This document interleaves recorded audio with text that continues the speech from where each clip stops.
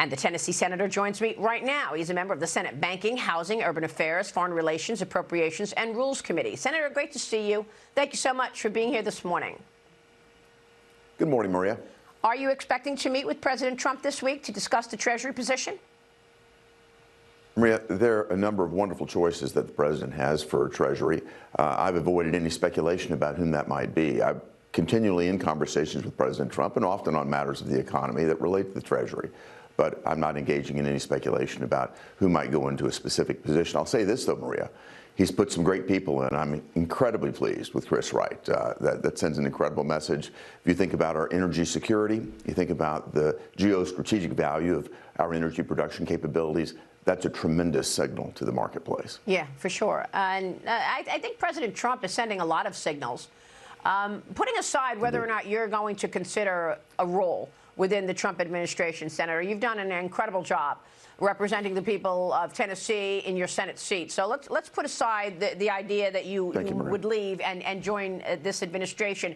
Give us your take on some of the most important issues facing an incoming Treasury Secretary right now, notwithstanding the $36 trillion in debt that we all talk about every day. Well, if you think about one of the most incredible legacies that President Trump has from his first administration, it was the 2017 Tax Cuts and Jobs Act. That's got to be the job number one for the incoming Treasury Secretary, is to get that incredible piece of legislation extended and through. If we don't deal with it, Americans are going to be faced with enormous tax increases. I think President Trump clearly understands the impact of getting his tax package through. He'll need a Treasury Secretary that's going to be capable of working with this legislative branch to get that done. It's going to have an incredible impact on our economy, just as it did back in 2017, incentivizing more investment in America, getting our economy strong again. And it's with a strong economy that we then have the ability to rebuild our military and find ourselves back in a posture from a diplomatic standpoint where the rest of the world respects us again. Our economy is the strongest lever. It's the strongest asset that we have here in America. Mm-hmm. And you've also done so much work in terms of foreign affairs, having been the ambassador to Japan. The work that you've done in terms of China. I want to get your take in terms of protecting Wall Street's massive underwriting of the CCP. We just did a whole special on underwriting the enemy.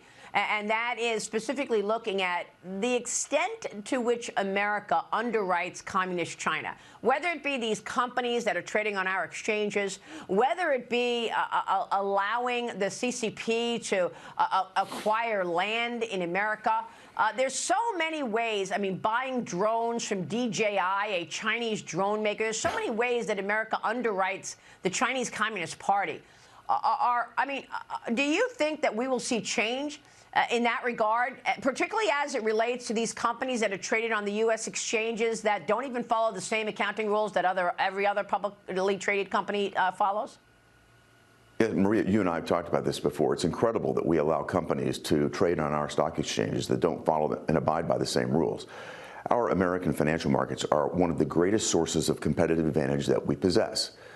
We should utilize those to our advantage. And the last thing we should do is allow China to come in under a different rule set and undercut us and abuse those markets. We also have a very robust CFIUS process that's managed by the Treasury Department. I think it needs to be enhanced. It's being looked at right now. But we need to make certain that we're not in the process of allowing companies that do not have our best interest at heart, from countries that don't have our best interest at heart, to access, again, one of the most incredible financial markets and mechanisms that exist in the world. We need to continue to support and build that marketplace. Continue to look at the regulatory constructs here. You know, the Biden administration has so abused regulations in our banking system, trying to impose, ESG and social justice types of initiatives onto our banking system. Clear that out. Make us competitive as a nation, and then use it to advance our competitive advantage, not allow other countries like China to abuse it to advance their own advantage. Yeah, and one of the tools used is sanctions. And I want to ask you about sanctions because I asked Stephen Mnuchin about this. But before I get there, let me get your take on President Biden's meeting with China's President Xi Jinping in Peru over the weekend. Xi said that Beijing is now prepared to work with the incoming Trump administration. At the summit, Biden also awkwardly stood in the back corner of the APEC so-called family photo. Look at this. I mean, Xi stood front and center, right? The world leaders were ordered alphabetically by country, we're told. But, in past APEC family photos. It shows the U.S. president in the center spot. I mean, and I'll never forget the infamous move that President Trump made at another conference, I guess it was NATO, where he elbowed his way all the way to the front. I mean, here, Biden is relegated to the back row. Xi Jinping is front and center in the front row. I mean, this quote-unquote family photo, it speaks volumes, Senator. It does. The Biden administration has put us in the back seat in a place of weakness. President Trump would have never found himself in that position. They would have never even tried this. Again, I'm looking forward to America stepping back to the fore. You mentioned sanctions. The Biden administration has utterly failed to enforce sanctions. This is why Iran is back in business. This is why Russia has been able to come in and wage war on Ukraine. The Treasury Department needs to come in and impose and enforce the sanctions that are already on the book. That will have an incredible impact in terms of deterrence. President Xi can see this already. This is why he's already taking a conciliatory tone toward President Trump.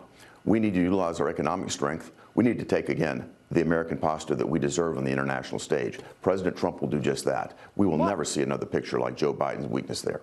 Well, Senator, I mean, doesn't this also start with economic strength? I mean, economic strength is national security strength, right? So this is all connected. And now we learned that the Pentagon failed an audit for a 7th audit in a row. Okay? They're unable to account for the nearly $830 billion budget. Are you kidding me? The Undersecretary of Defense Comptroller claims that the department is making progress toward a clean audit in 2028. Oh, really? We're going to wait till 2028 for an audit? I don't think our adversaries across the world are going to wait till 2028 in order to strike and you know, intimidate the United States. What's wrong with the Pentagon?